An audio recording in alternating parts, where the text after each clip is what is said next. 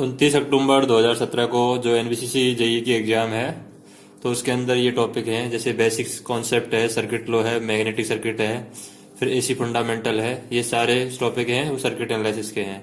4 topic ये हैं। उसके बाद में measurement and measuring instrument, electrical machine, fractional kilowatt motor and single phase induction motor, synchronous machine, generation, transmission and distribution, estimation and costing, utilisation and electric power और basic electronics. तो ये तीनों part हैं, ये तीनों सेक्शन हैं। ये एक सब्जेक्ट के पार्ट हैं। ये बेसिक इलेक्ट्रॉनिक्स अलग से सब्जेक्ट है। फिर ये जनरेशन, ये 4 टॉपिक है, ये एक ही सब्जेक्ट से है। फिर ये 3 टॉपिक है, ये मशीन से है।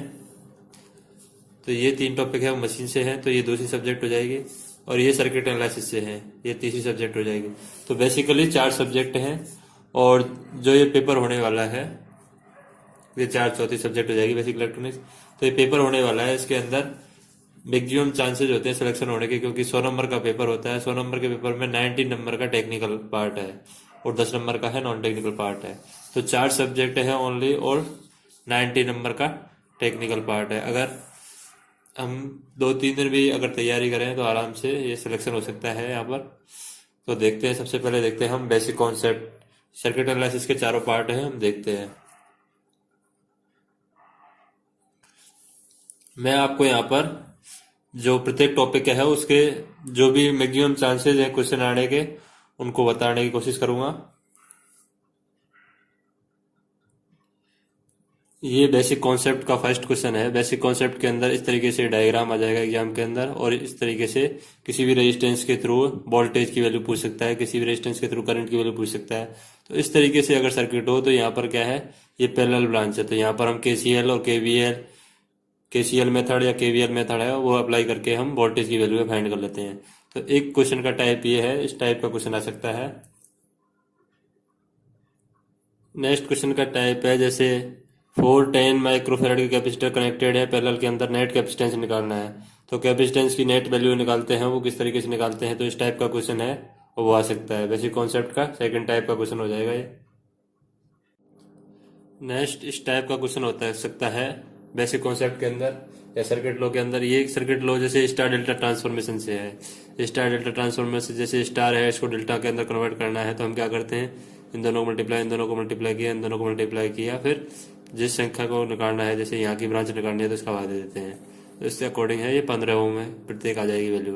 अगर ये 15-15 की हो तो 15, ये अगर ये वैल्यू 15-15 की हो तो दोनों को 15-15 मल्टीप्लाई करके हम तीनों के 45 का भाग दे देते हैं। तो उसके अकॉर्डिंग है ये वैल्यू निकाल लेते हैं। तो स्टार डेल्टा और डेल्टा स्टार है वो वैल्यू कैलकुलेट कर सकते हैं यहाँ पर।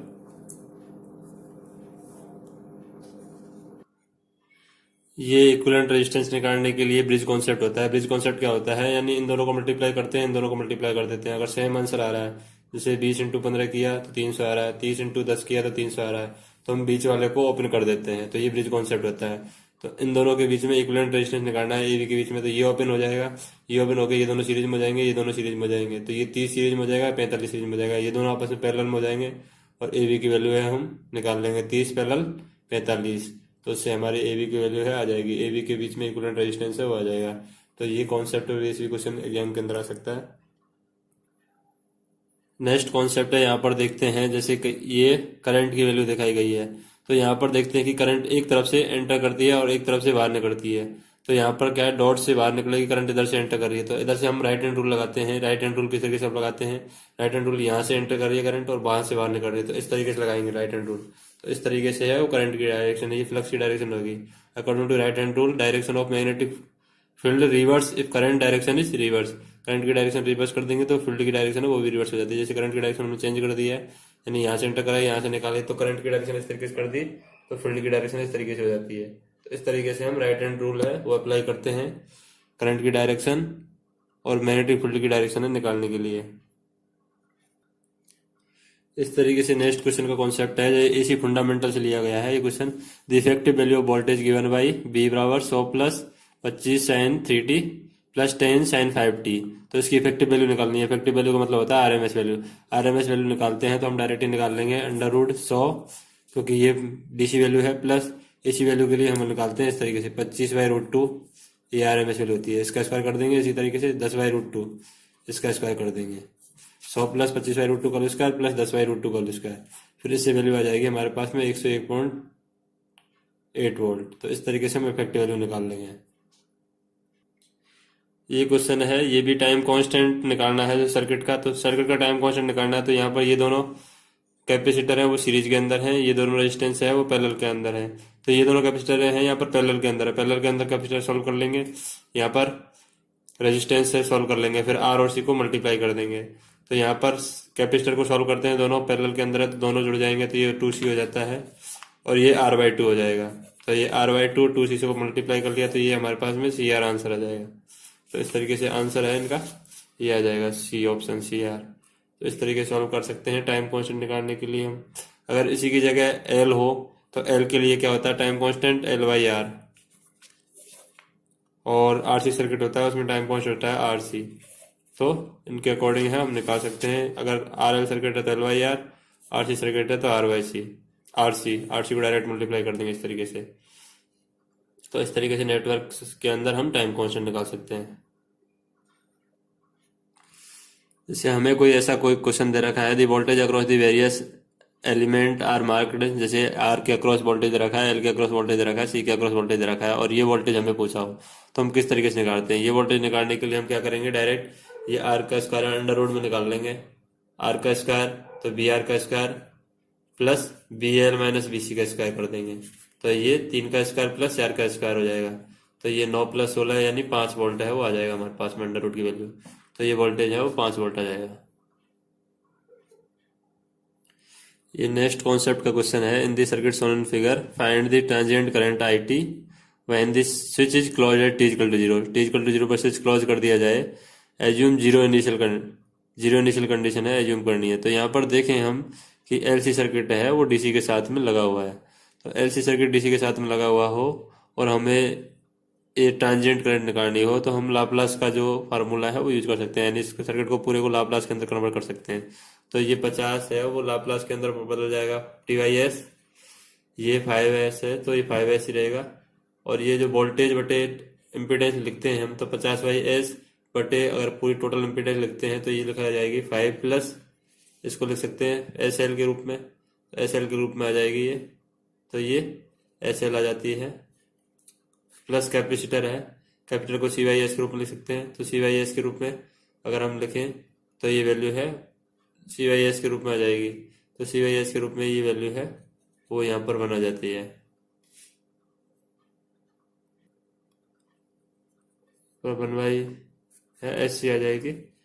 फिर इसको हम सॉल्व करते हैं तो ये S²C ये वैल्यू है, डायरेक्ट अगर मल्टीप्लाई करें हम तो ये हो जाती है 50/S बटे यहाँ पर इसको सॉल्व करें तो ये हो जाती है 5SC हो जाती है, S²LC हो जाती है, S²LC प्लस 5SC हो जाएगी, 5SC प्लस 1, और ये नीचे है वो SC कर रह जाती है। तो इससे SC से SC कट जाता है तो C की वैल्यू है रह जाती है। तो इसके अकॉर्डिंग हम इसको सॉल्व करते हैं तो फाइनल हमारे पास में जो वैल्यू आती है वो आती है 100 प्लस S+1 का होल स्क्वायर। तो इसके अकॉर्डिंग है तो ये वैल्यू आ जाती है हमारे पास में 100 बटे S+2 का होल स्क्वायर है जो वैल्यू है। इसको हम फाइनली सॉल्व करते हैं तो ये आ जाती है। तो हमारे पास में आंसर हो जाएगा। जैसे हम इस क्वेश्चन को सीरियसली सॉल्व करते हैं तो इसका आंसर आ जाता है हमारे पास में 100t⁻⁻5t। तो e⁻⁻5t आ जाता है। तो ये फाइनली अगर हम स्टेप बाय स्टेप भी सॉल्व करें और ये हमें क्वेश्चन करना होता है 50 सेकंड के अंदर तो किस तरीके से सॉल्व करते हैं, जैसे कि हम डायरेक्ट कन्वर्ट कर लेते हैं, इसको कन्वर्ट कर लेते हैं तो ये 50/S हो जाएगा। फिर इसको डायरेक्ट लिख देते हैं, ये 5 है, 5 प्लस ये LS है तो LS के लिए आ जाएगा LS प्लस C के लिए हम लिखते हैं 1/SC। फिर इसको हम सॉल्व करते हैं तो ये वैल्यू हो जाती है S²LC प्लस ये 5/LC आता है तो 5SC हो जाएगा, 5SC से मल्टीप्लाई होगा ये वैल्यू और ये वैल्यू बन रह जाती है। और S से S कट जाता है तो ऊपर मल्टीप्लाई हो जाएगा 50 × C, और ये LC अगर हम यहाँ से कॉमन ले लेते हैं तो LC कॉमन ले लेते हैं तो S² प्लस यहाँ पर आ जाता है 5S/L क्योंकि LC हमने कॉमन लिया है, और यहाँ पर 1/LC रह जाता है, फिर C से C कट जाता है और L की वैल्यू ऊपर शिफ्ट हो जाएगी, तो ये 50/L हो जाएगा। 50/L की वैल्यू क्या है 0.5, तो ये इस तरीके से 100 में कन्वर्ट हो जाता है। तो ये फर्स्ट और सेकंड ऑप्शन है वो कैंसिल हो जाएंगे, फिर ये दोनों ऑप्शन रहते हैं और नीचे ये बचता है हमारे पास में। यहाँ पर L की वैल्यू 0.5 है, L की वैल्यू 0.5 है, तो 5/0.5 करते हैं हम, तो ये वैल्यू है 10 ऐसे जाती है। यहाँ पर भी 0.2 है, 0.5 है, 1/0.5 करते हैं तो ये 2 हो जाती है, 2/s। फिर फाइनली अगर इसको सॉल्व करते हैं हम, यहाँ भी L की वैल्यू 0.5 है, तो फाइनली हमारे पास में आता है s+5, नीचे की साइड है।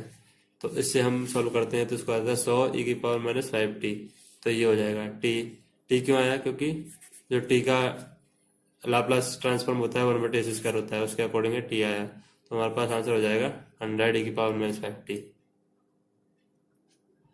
क्यू फैक्टर है पैरेलल रेजोनेंट सर्किट का क्या होता है, तो पैरेलल रेजोनेंट सर्किट का क्यू फैक्टर है वो R√C/L होता है, तो यहाँ पर बी ऑप्शन है वो सही है।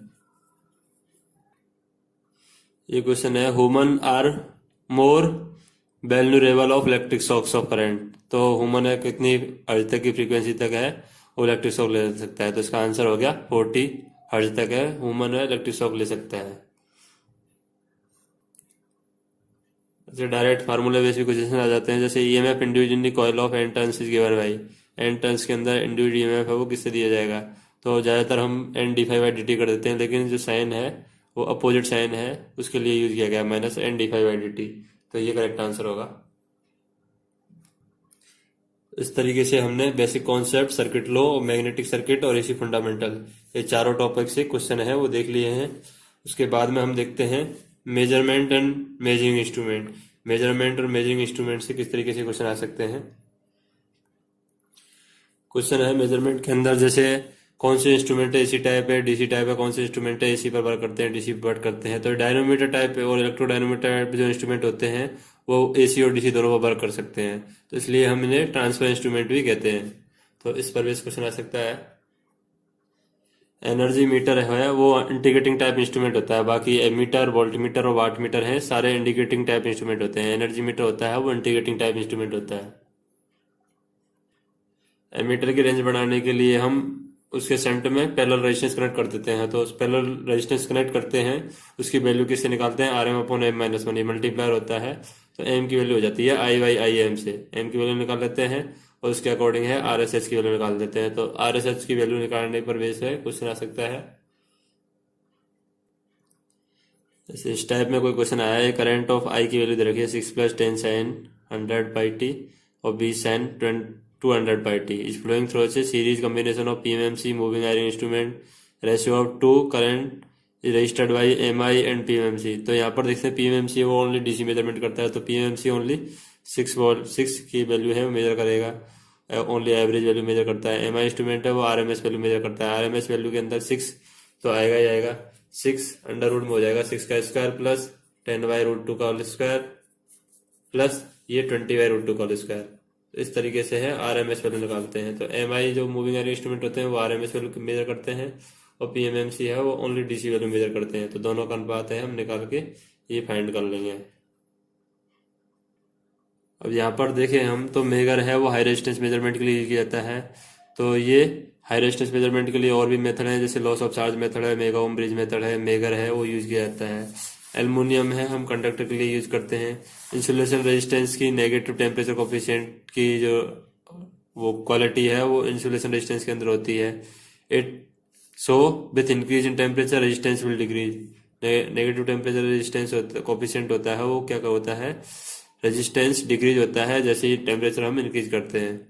साल्ट वाटर है वो एक कंडक्टर की तरह बिहेवियर करता है, इलेक्ट्रिकल कंडक्टर की तरह बिहेवियर करता है, क्योंकि साल्ट वाटर होता है, नमक का पानी होता है, उसके अंदर इलेक्ट्रॉन है वो पहले से प्रेजेंट होते हैं। तो इस तरीके से ये साल्ट वाटर का यूज किया जाता है। स्वीपिंग रेजिस्टेंस क्या किसके लिए यूज किया जाता है, टेम्परेचर वेरिएशन को एलिमिनेट करने के लिए हम स्वीपिंग रेजिस्टेंस है वो यूज करते हैं। तो इस तरीके के क्वेश्चन है पिछली व्याख्याओं के अंदर आए हुए हैं। फिर उसके बाद में जैसे DC potentiometer, Kelvin double bridge, AC potentiometer, use null detector for balancing. Null detector balancing के लिए कौन कौन से मीटर है वो यूज करते हैं, जैसे डीसी पोटेंशियोमीटर यूज करता है, केल्विन डबल ब्रिज यूज करता है, एसी पोटेंशियोमीटर है ये यूज करते हैं नल बैलेंसिंग। और जैसे रेजिस्टेंस टेम्परेचर कोफिशिएंट है कॉपर का वो 20 डिग्री सेल्सियस पर 0.00393 है। इंडिकेटिंग टाइप इंस्ट्रूमेंट है spring mainly use to control the pointer movement, it mainly provide controlling torque which is opposite to the deflecting torque. जो इंडिकेटिंग टाइप इंस्ट्रूमेंट होते हैं उसमें स्प्रिंग को ओनली कंट्रोल के purpose use किया जाता है, पॉइंटर मूवमेंट के कंट्रोल के पर्पज यूज किया जाता है। और यहाँ पर कंट्रोलिंग टॉर्क है वो अपोजिट टू डिफ्लेक्टिंग टॉर्क होती है। जैसे हमें इस टाइप की वेव फॉर्म दे रखी हो तो यहाँ पर हम डायरेक्ट जो एवरेज वैल्यू निकालते हैं वो डायरेक्ट हम एरिया अंडर द कर्व से निकाल देते हैं। जैसे ये आई टाइप में बन रहा है तो ये टोटल यहाँ से यहाँ तक, फिर यहाँ से रिपीट हो रही है वेव फॉर्म, तो यहाँ पर टोटल टाइम पीरियड कितना है 16 और कितना आउटपुट मिल रहा है हमें 4, तो 4/16 इंटू 10 कर देंगे तो हमारे पास 4/16 इंटू 10 कर दिया 2.5 वोल्ट आ जाएगा। तो ये एवरेज वैल्यू निकालते हैं। आरएमएस वैल्यू निकालने के लिए हम इसका अंडर रूट कर देते हैं, बस जो हमने मिली सेकंड के निकाले इसका अंडर रूट कर देंगे और बाकी सेम प्रोसेस करेंगे तो ये 5 वोल्ट आ जाएगा। तो ये आरएमएस वैल्यू आ जाती है, ये एवरेज वैल्यू आती है। इस तरीके से वेव फॉर्म देके हमसे एवरेज वैल्यू है और आरएमएस वैल्यू है पूछ सकता है। उसके बाद में पीएमएमसी के अंदर क्या है, ओनली पीएमएमसी है, ओनली एवरेज वैल्यू मेजर करता है तो पीएमएमसी 2.5 वोल्ट ही मेजर करेगा। उसके बाद में पीएमएमसी हाफ वेव रेक्टिफायर है। हाफ वेव रेक्टिफायर क्या करता है 1.1 से मल्टीप्लाई कर देता है, तो हाफ वेव रेक्टिफायर 1.1 से इस वैल्यू को मल्टीप्लाई कर देगा तो ये 2.75 आंसर हो जाएगा। उसके बाद में हम देखते हैं कि एसआई यूनिट है कंडक्टिविटी की, जो एसआई यूनिट है वो मेओ ओम होती है। और यहाँ पर जो टेल्सा unit magnetic flux density, tesla है वो मैग्नेटिक फ्लक्स डेंसिटी की यूनिट होती है, तो इसको इस तरीके से दिखाया गया है। और नेक्स्ट क्वेश्चन देखें हम, जैसे मूविंग आयरन टाइप इंस्ट्रूमेंट है, the iron move in direction where the reluctance is minimum. Moving iron type instrument के अंदर आयरन है वो मूव करती है in the direction where the reluctance जहाँ मिनिमम होगा वहां पर ये है आयरन है वो मूव करती है। फिर वोल्टमीटर के लिए हम जो RSH की वैल्यू निकालते हैं, मल्टीप्लायर की वैल्यू निकालते हैं, उसके लिए फार्मूला है। उसके बाद में पीएमएमसी की जो स्केल होती है वो लीनियर होती है, जबकि एमआई इंस्ट्रूमेंट की स्केल होती है वो नॉन लीनियर होती है। बाय ऑब्जर्विंग स्केल लीनियर और non linear we can distinguish this types of instrument. तो इस टाइप के इंस्ट्रूमेंट है हम यूज कर सकते हैं। जैसे NdDMF होता है वो -N-d∅dt होता है फैराडे लॉ के according electromagnetic induction. So EMF will be maximum when d∅dt is maximum. PMMC meter है average value of the applied signal measure करता है। Since PMMC meter is connected through AC source the average value will be 0। जब PMMC को अगर AC source से connect कर देते हैं तो एवरेज वैल्यू है हमारे पास में वो 0 आती है। तो इसलिए हम पीएमएमसी को एसी के साथ कभी भी कनेक्ट करते हैं तो एक पॉइंट पर है जो वैल्यू 0 आती है, क्योंकि एवरेज वैल्यू क्या होती है, ये वैल्यू इन दोनों का समिशन, तो एक बार पॉजिटिव एक बार नेगेटिव है तो ये वैल्यू 0 हो जाएगी। Speed of megger is keeped, megger की स्पीड है वो 160 RPM पर हम रखते हैं। Megger is use to measure high value resistance के लिए मेजर यूज किया जाता है। Sensitivity into full scale value है, हम उससे आर की वैल्यू निकाल सकते हैं।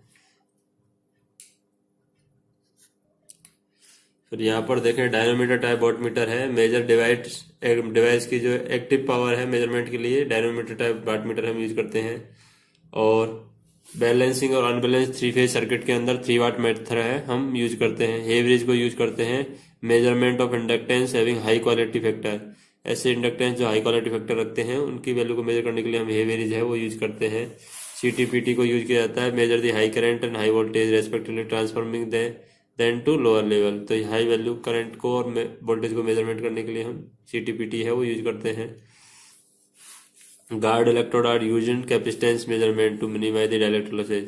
गार्ड इलेक्ट्रोड का यूज हम कैपेसिटेंस मेजरमेंट के लिए करते हैं और डाइलेक्ट्रिक लॉसेज को मिनिमाइज करने के लिए हम ये यूज करते हैं गार्ड इलेक्ट्रोड।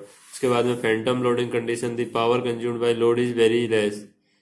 जो फैंटम लोडिंग कंडीशन के अंदर पावर कंज्यूम की जाती है लोड के अंदर वो वेरी लेस होती है। In phantom loading actual power is less than measured power, so actual power consumed from the supply is much less than 60 watt. उसके बाद में देखते हैं हाउस होल्ड एनर्जी मीटर होते हैं वो इंटीग्रेटिंग टाइप इंस्ट्रूमेंट होते हैं। और नेक्स्ट क्वेश्चन देखते हैं, जैसे बेन ब्रिज का यूज है मेजरमेंट फ्रीक्वेंसी और कैपेसिटेंस मेजरमेंट करने के लिए हम बेन ब्रिज का यूज करते हैं टू एलिमिनेट क्रीपिंग और no load condition 2 holes are drilled in the disc on a diameter of energy meter. For balance load, 2 single phase wattmeter are used. For unbalanced load, 3 single phase wattmeter are used. PMC type instrument has highest torque weight ratio among the given instrument. Delayed sweep क्या होता है? The technique of adding a precise amount time between the trigger point and beginning of the scope sweep in CRO. CRO in sinusoidal waveform, peak to peak value of the sine wave can be observed. तो इस तरीके से पिछले एग्जामों के अंदर question पूछे गए हैं. Creeping is the rotation of energy meter disc without any loading. This में because of any reason given, कोई भी ऑप्शन है वो कोई भी रीजन की वजह से ही ये डिस्क घूम सकती है. Reading of wattmeter is directly proportional to deflecting torque. Deflecting torque की डायरेक्ट प्रोपोर्शनल होती है reading of wattmeter. IPSC cos phi DM by dt हो जाएगा. तो IP IC को लिख सकते हैं B cos beta by RS cos phi. तो इस तरीके से ये वैल्यू है मेजर कर सकते हैं. The measurement of resistance by multimeter है वो मेजर कर सकते हैं. मल्टीमीटर के थ्रू भी रेजिस्टेंस मेजरमेंट कर सकते हैं. ये मेजरमेंट के अंदर लिसाजू पैटर्न से भी क्वेश्चन आता है. जैसे F/x है, F अननोन है, F स्टैंडर्ड है. X standard number of vertical tangents, number of horizontal tangents. ये हॉरिजॉन्टल के लिए वर्टिकल के लिए आ जाएगा. तो इसके अकॉर्डिंग लिसाजू फिगर के अकॉर्डिंग है हम एक फ्रीक्वेंसी या नॉन फ्रीक्वेंसी है वो निकाल सकते हैं. तो इस तरीके से मेजरमेंट के अंदर है क्वेश्चन पूछे जाते हैं. अब हम देखते हैं नेक्स्ट सब्जेक्ट.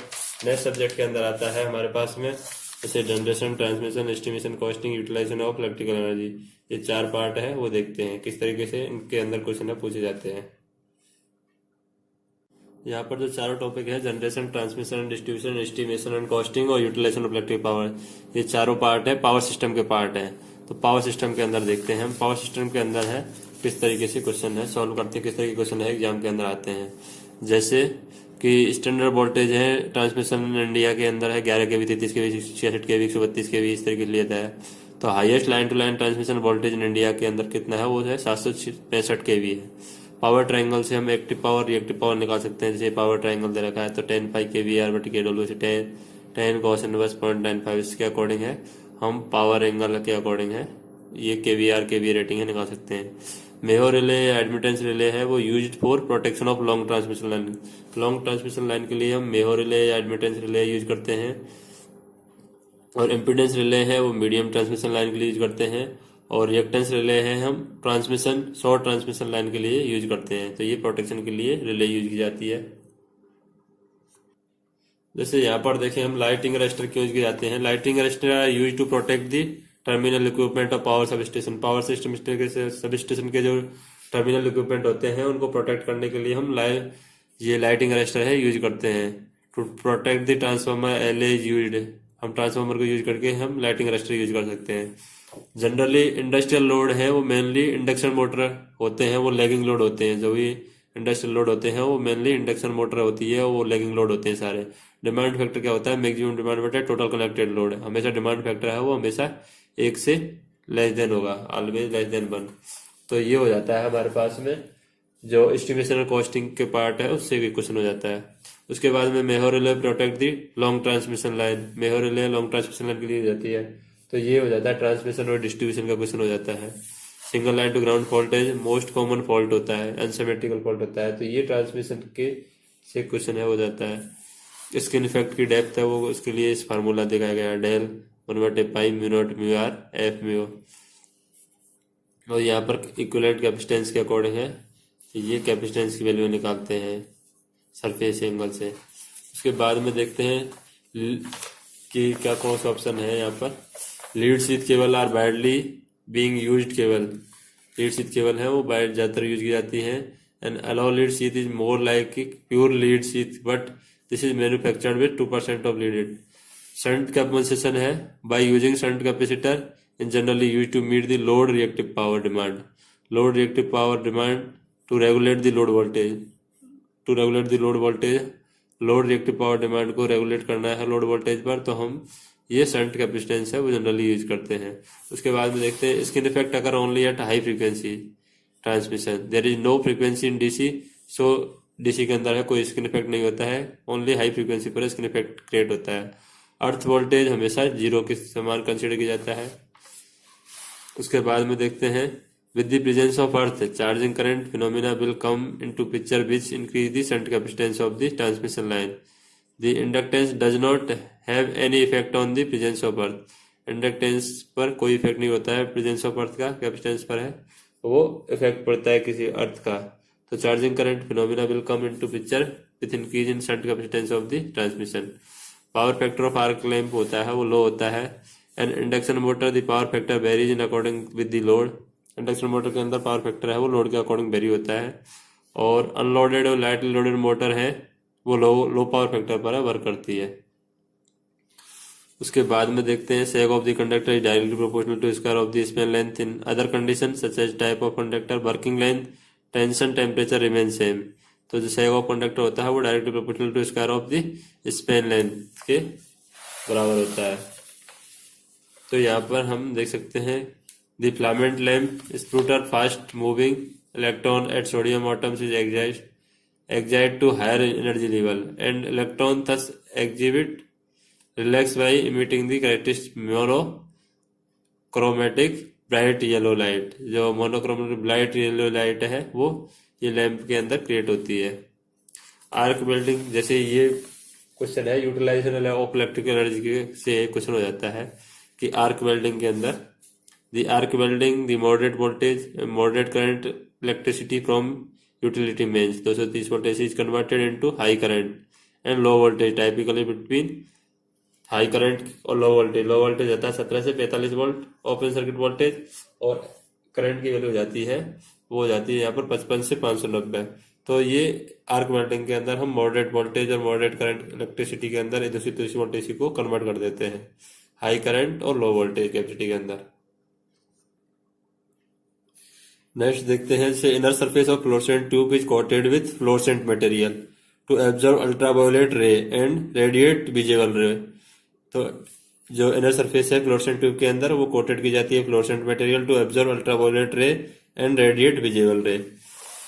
जो वोल्टेज रेटिंग है वो आरएमएस वैल्यू के अंदर दी जाती है. इफेक्टिव वैल्यू ऑफ वोल्टेज की वो आरएमएस वैल्यू के अंदर दी जाती है. As per Indian electricity rule the minimum allowable variation between declared and actual voltage at consumer के साइड पर जो डिक्लेयर और एक्चुअल वोल्टेज है वो ±3% से ज्यादा नहीं होना चाहिए. तो ये इंडियन स्टैंडर्ड के अकॉर्डिंग है वो रूल है. यहाँ पर देखते हैं glare is a visual sensation caused by excessive and uncontrolled brightness.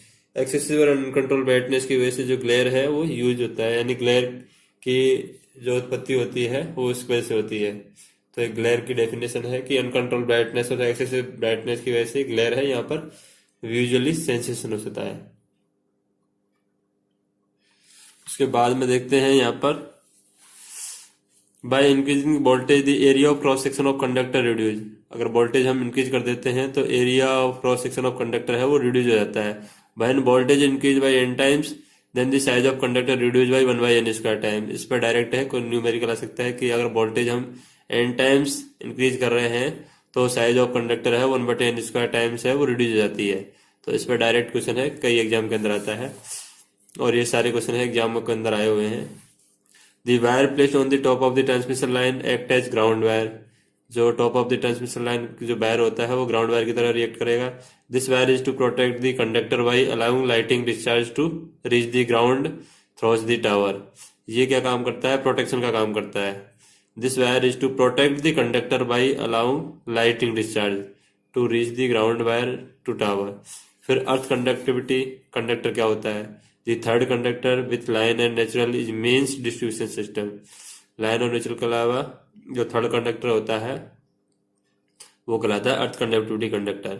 Bounded to earth is provided for connection any metal component not in electric circuit. For safety purpose के लिए हम इसको यूज करते हैं. The excitation control method is satisfactory only for relative short lines. Short lines के लिए excitation control method है वो शूट करता है. However it is not suitable for long lines और voltage at alternator. Long lines के लिए हम इसको यूज नहीं करते हैं. उसके बाद में देखते हैं concealed conduct wiring system is preferred for workshop lighting. Workshop lighting के लिए हम ये कॉन्सील्ड कंडक्ट वायरिंग सिस्टम है वो यूज करते हैं. Polyvinyl chloride insulation is most widely use for conveying wires cables use in internal wiring. Internal wiring के लिए हम मोस्टली हम पीवीसी है वो यूज करते हैं, polyvinyl chloride. The supplier fuse, this fuse is provided by the electric supply company, install just after the energy meter. जो supplier fuse होता है वो इलेक्ट्रिक सप्लाई कंपनी के द्वारा दिया जाता है और उसको जस्ट हम एनर्जी मीटर के बाद में इंस्टॉल करते हैं। For transmission over long distance, the India grid voltage, India का जो grid voltage long distance transmission के लिए वो 440 वोल्ट है। तो यहाँ पर देख सकते हैं। उसके बाद में main effect of bundled conductor is increase the effective radius of the phase conductor, there by decreasing the surface field stress with prevent corona formation. Corona formation से बचने के लिए हम बंडल कंडक्टर को यूज करते हैं। This is the main reason why bundle conductor are used in ESP line. ये extra high voltage line के अंदर मेन रीजन यही है कि कोरोना की वजह से वो रिड्यूस जाती है, इसलिए हम बंडल कंडक्टर है वो हाई वोल्टेज ट्रांसमिशन लाइन या extra high voltage transmission line है उनके अंदर यूज करते हैं।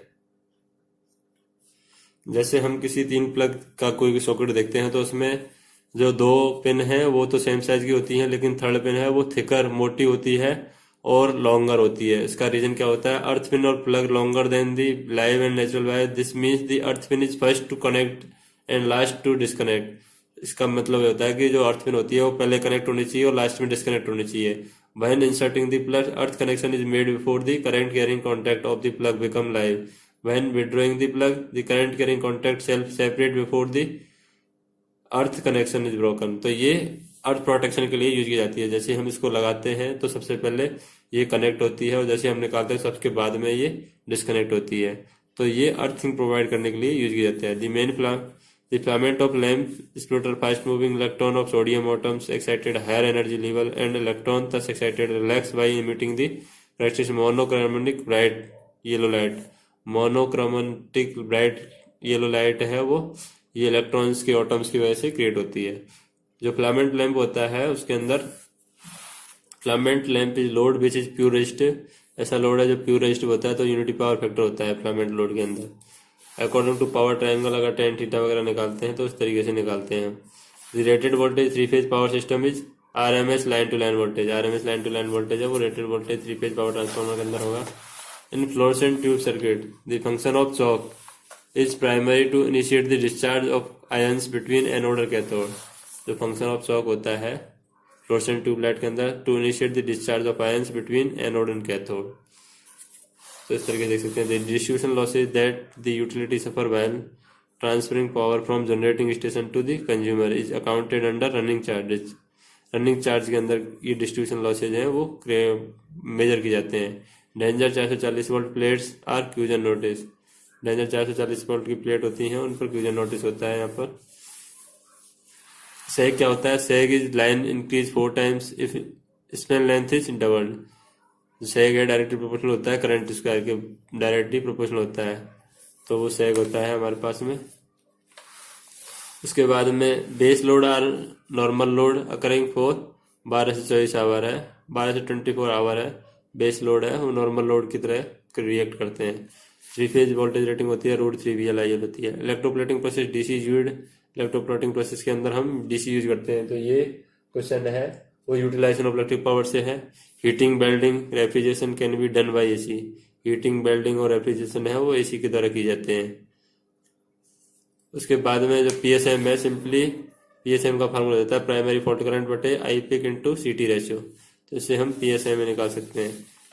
Plug setting multiplier, plug setting multiplier PSM available current बटे रिक्वायर्ड करंट फॉर पिकअप, तो ये पीएसएम हो जाएगा। According to Lambert cosine law, the illumination on surface inclined at angle phi is proportional to cosine of angle. तो यहाँ पर जो inclined angle phi होगा वो proportional to cosine of angle होगा। The helium arc welding process are use to tungsten electron. Tungsten electron के अंदर हम helium arc welding process use करते हैं। This is the type of gas metal arc welding. ये gas metal arc welding का type है। Sodium vapour lamp use sodium in the state of produce light. They are among the most efficient light source producing up to 200 lumen. They have highest lumen per watt. जो sodium vapour lamp है वो highest lumen per वाट करते हैं। The chalk provide a high voltage for ionization of gas atoms and tube light. Tube light के अंदर high voltage है, shock provide करती है। The electric power is provided by small turbo generator है। Cable, electrode holder, gloves are used by doing welding. Welding use करते हैं हम तो केबल, इलेक्ट्रोड होल्डर है, ग्लोव्स है, वो यूज करते हैं। The fault is sense detected by relay which is further cleared by circuit breaker. सबसे पहले फॉल्ट है, रिले द्वारा सेंस किया जाता है, उसके बाद में सर्किट ब्रेकर द्वारा है वो क्लियर किया जाता है। HRC फ्यूज क्या होते हैं? High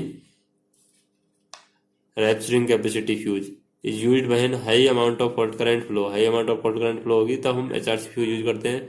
short circuit current and overload current है वो हाई अमाउंट ऑफ करंट होती है। This is best suited for protection against short circuit current. Short circuit में प्रोटेक्शन के लिए हम HRC फ्यूज यूज करते हैं। इलेक्ट्रोस्लैग welding is used for thick material के लिए हम इलेक्ट्रोस्लैग वेल्डिंग है वो यूज करते हैं। It deposit Beed metal into Beed cavity and use pool of molten surface molten metal.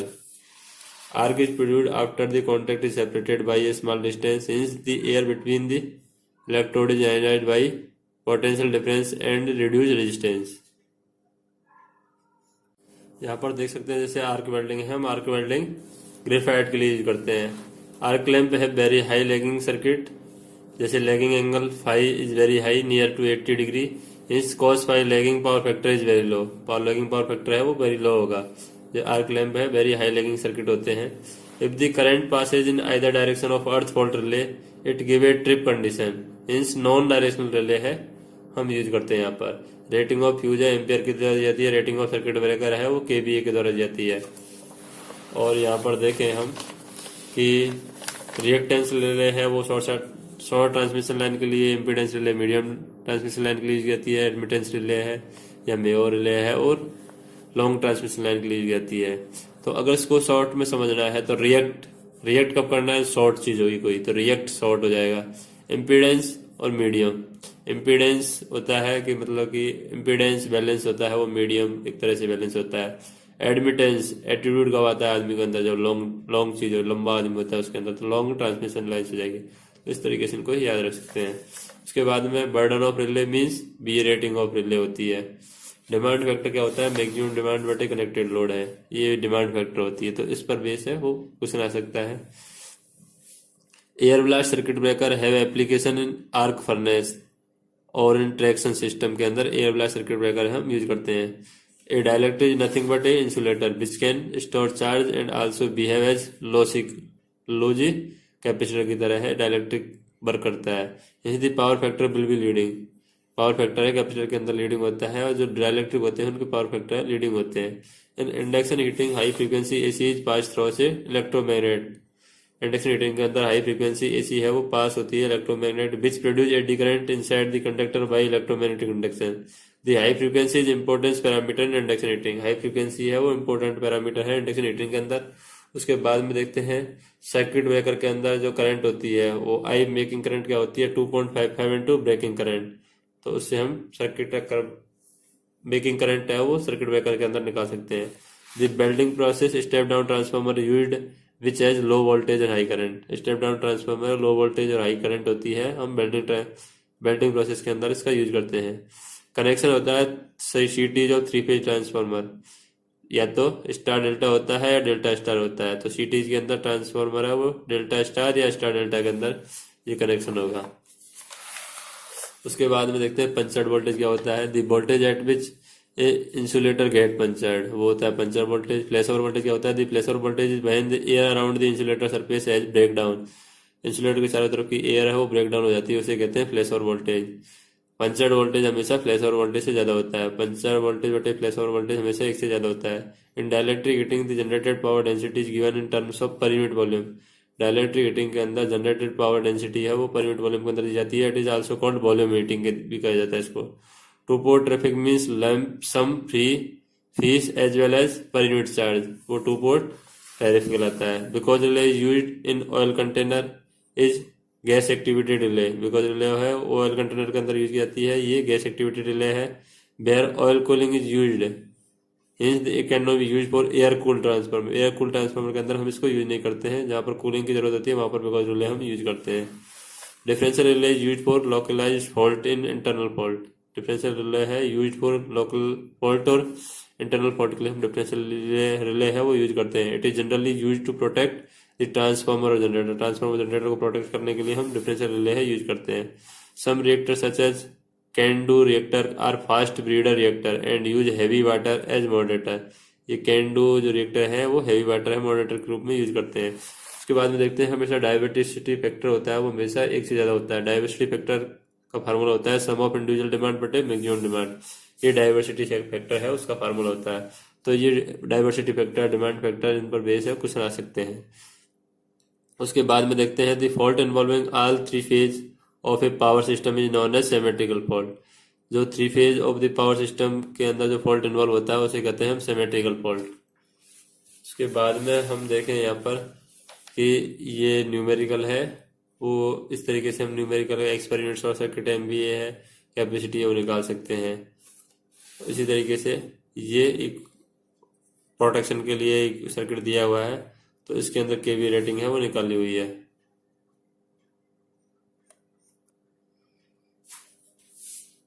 During arcing ground condition the phase voltage of system rise √3 times the normal value. Arcing ground condition के अंदर phase voltage है वो system का √3 times हो जाता है normal value से। Lighting arrester should be located close to the equipment that is expected to be protected. जिस इक्विपमेंट को प्रोटेक्ट करना है उसके क्लोजली हम लाइटिंग अरेस्टर है वो लोकेट करते हैं। So the location of lighting arrester should B nearer. जैसे ट्रांसफार्मर को प्रोटेक्ट करना है तो उस ट्रांसफार्मर के नियरर हम लोकेट करेंगे लाइटिंग अरेस्टर को। Isolator are not capable of breaking any appreciable current and their operation is normally interlocked to ensure that this does not occur. They are however capable to breaking the small charging current और bus bar. Small charging current को breakup करने के काम आते हैं isolator. ये they are not capable of breaking any appreciable current and their operation of normally interlocked and ensure that this does not occur. They are however capable of breaking the small charging current. उसके बाद में देखते हैं capacity factor of plant. Plant की capacity factor क्या होता है? Average load बटे प्लांट कैपेसिटी। एवरेज लोड बटे प्लांट कैपेसिटी है वो कैपेसिटी फैक्टर होता है। कैपेसिटी फैक्टर के अंदर नीचे कैपेसिटी आएगी प्लांट की कैपेसिटी और ऊपर एवरेज लोड आ जाएगा। डिमांड फैक्टर क्या होता है? मैक्सिमम डिमांड बटे कनेक्टेड लोड। यूटिलाइजेशन फैक्टर क्या होता है? ये lumen actually received by the a particular surface और total lumen emitted by a lumen surface, या total lumen utilise on working plane बटे total lumen radiated by lamp. इससे हम यूटिलाइजेशन फैक्टर निकाल सकते हैं। उसके बाद में देखते हैं लोड फैक्टर क्या होता है। एवरेज लोड बटे मैक्सिमम डिमांड है वो लोड फैक्टर होता है। Low head plants generally use Kaplan. Kaplan turbine होते हैं वो लो हेड प्लांट है वो जनरली यूज करते हैं। Average load can be shared as load factor average load बटे मैक्सिमम लोड जाएगा। Average load can be shared as base load. It is given the base load is same as maximum demand load. Load factor है वो 1 होता है। At time of peak load which are mainly lagging power factor load the power system need injection of lagging VAR। Injection लगे VAR। और ये Z per unit है वो new निकालनी है तो Z per unit old into MVA new बटे MVA old into KVA old बटे KVA न्यू का होल स्क्वायर। इससे हम जेड पर यूनिट है वो नए निकाल सकते हैं। जेड पर यूनिट नई Z per unit old into MVA new बटे MVA old into KVA old बटे KVA न्यू का whole square. In AC operated electromechanical machine the problem of setting the eliminating by placing the copper shading band on pole face or electromagnet. The thyristor is used badly in lighting arrestor. Thyristor is non-linear resistor. Thyristor होता है वो non-linear resistor होता है। It has high resistance at low voltage. High resistance रखता है low voltage पर and low resistance at high voltage. In other words it has high resistance at low current and vice versa. High resistance low current पर होगा और high current पर low resistance होगा। और ये कह सकते हैं AC operated electromechanical machine the problem of chattering is eliminated by placing the copper shading band on pole face और इलेक्ट्रोमैग्नेट।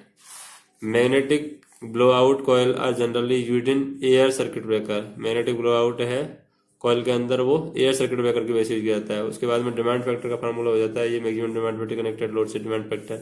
तो डिमांड फैक्टर ये लोड फैक्टर इन पर बेस है। क्वेश्चन डायरेक्ट आता है। यूटिलाइज ये कॉस्टिंग होती है। ये टॉपिक है एस्टिमेशन में कॉस्टिंग वाला। इस टॉपिक से यहाँ से क्वेश्चन आते हैं। उसके बाद में देखते हैं in motor starter electromechanical contractor provide inherent protection against under voltage. Inherent protection के लिए, अंडर वोल्टेज प्रोटेक्शन के लिए हम इलेक्ट्रोमैकेनिकल कॉन्ट्रैक्टर है वो यूज करते हैं। Making capacity of circuit breaker should be more than breaking capacity. Making capacity होती है सर्किट ब्रेकर की, वो मोर देन होती है ब्रेकिंग कैपेसिटी से। Resistance switching is normally employed in air blast circuit. Air blast circuit के अंदर हम रेजिस्टेंस स्विचिंग है वो जनरली यूज कर सकते हैं।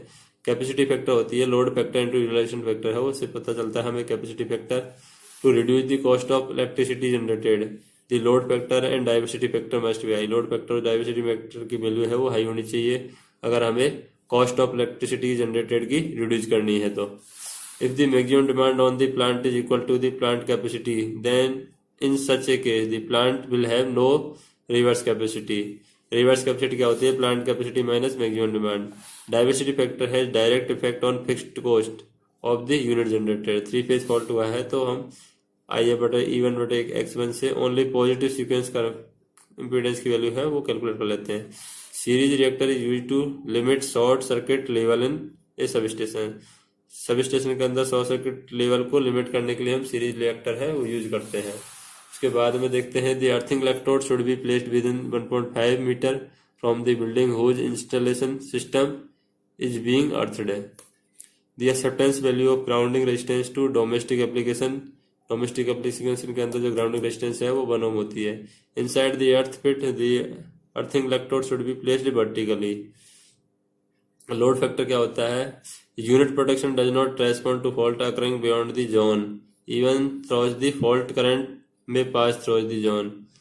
लोड फैक्टर क्या होता है? Energy consumed by load curve बटे मैक्सिमम पावर इनटू टाइम, ये होता है लोड फैक्टर। लोड फैक्टर के लिए फार्मूला हो जाता है एनर्जी कंज्यूम्ड बाय लोड बटे maximum power into time into 100। Load factor का फार्मूला हो जाएगा एनर्जी कंज्यूम बटे maximum power into time. Load factor का ये फार्मूले लेड फैक्टर पर इस तरीके से कंटिन्यू क्वेश्चन आए हुए हैं एग्जाम के अंदर। एनर्जी कंज्यूम बटे maximum power into time hour के अंदर। डाइवर्सिटी फैक्टर हो जाएगा सम ऑफ कनेक्टेड लोड बटे मैक्सिमम लोड, वो डाइवर्सिटी फैक्टर का फार्मूला जाता है। इस तरीके से लोड फैक्टर पर वापस क्वेश्चन आया हुआ है। तो इस तरीके से ये फार्मूलाज पर बेस्ड है वो एस्टिमेशन और कॉस्टिंग के अंदर डायरेक्ट क्वेश्चन है वो इस तरीके से आते हैं। उसके बाद में देखते हैं हम, जैसे यहाँ पर देखें तो ल्यूमिनेशन फ्लक्स यूनिट है वो ल्यूमेन होती है। ल्यूमिनेशन फ्लक्स यूनिट है वो यहाँ पर ल्यूमेन होती है। और दी गिवन करंट रेटिंग अगर दे रखी हो ब्रेकिंग करंट निकालनी है तो breaking current I making 2.55 into I breaking हो जाएगी। ल्यूमिनेशन एफिशिएंसी है वो हम निकाल लेंगे। उसके बाद में D it is defect of arc welding using DC supply. DC supply में आर्क वेल्डिंग यूज करते हैं। Triple LG fault occur at all phases so it is a symmetrical fault. Symmetrical fault है, ट्रिपल एलजी फॉल्ट है वो all phases के अंदर होता है तो इसलिए हम इसे सिमेट्रिकल फॉल्ट कहते हैं। Various rating non ability is the drawback. Various rating non ability है वो ड्रॉबैक है एक तरीके से। अब उसके बाद में हमारे पास में ये सारे ऑप्शन है हमने खत्म कर दिए हैं। जैसे हमने अभी तक देख लिया है कि बेसिक कॉन्सेप्ट देख लिया, सर्किट लॉ देख लिया, मैग्नेटिक सर्किट से क्वेश्चन देख लिया है, ऐसी फंडामेंटल से क्वेश्चन देख लिया है। उसके बाद में मेजरमेंट और मेजर इंस्ट्रूमेंट से क्वेश्चन देख लिए हैं, जनरेशन से क्वेश्चन देख लिए हैं, ट्रांसमिशन डिस्ट्रीब्यूशन से क्वेश्चन देख लिए हैं हमने, एस्टिमेशन और कॉस्टिंग से क्वेश्चन देख लिए हैं, फिर यूटिलाइजेशन ऑफ इलेक्ट्रिक एनर्जी से क्वेश्चन देख लिए हैं। तो हमारे पास में जो नेक्स्ट टॉपिक बच रहे हैं ये मशीन के 4 टॉपिक बच रहे हैं और एक बेसिक इलेक्ट्रॉनिक्स के टॉपिक बच रहा है। तो ये 5 टॉपिक बच रहे हैं। बाकी हमने 4 टॉपिक और ये 4 टॉपिक और ये 5 यानी ये 9 टॉपिक है वो कवर कर लिए हैं। तो बाकी के टॉपिक हैं नेक्स्ट वीडियो के अंदर, अगर टाइम मिला तो नेक्स्ट वीडियो बना दूंगा, उसके अंदर है हम देख लेंगे।